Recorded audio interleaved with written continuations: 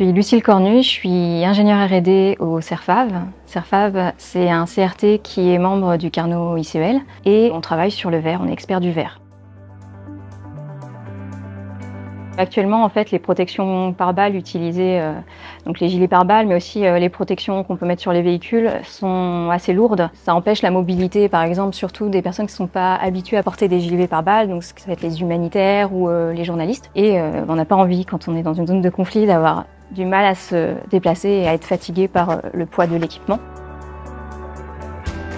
La société Pangolin Défense est venue nous contacter pour intégrer du verre dans leurs produits, qui sont des protections pare-balles. Et donc on a pu répondre à leurs demandes, déjà dans un premier temps en les conseillant et en leur montrant que c'était possible de réaliser leur idée novatrice. Et du coup, ce qu'apporte l'utilisation du verre dans ces équipements, c'est gagner 30% en masse. En fait, on a un équipement qui est beaucoup plus léger, c'est beaucoup moins cher que les matériaux traditionnels et on garde une efficacité de protection aux impacts de balles.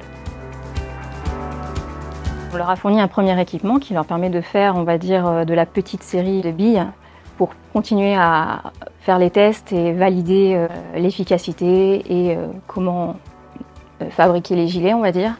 Et l'étape d'après serait de vraiment industrialiser le process pour avoir assez de quantité pour produire un produit commercialisable. Grâce à ces avantages en termes de poids, de coût et de résistance, le futur du gilet pare-balles, c'est la bille en verre trempé.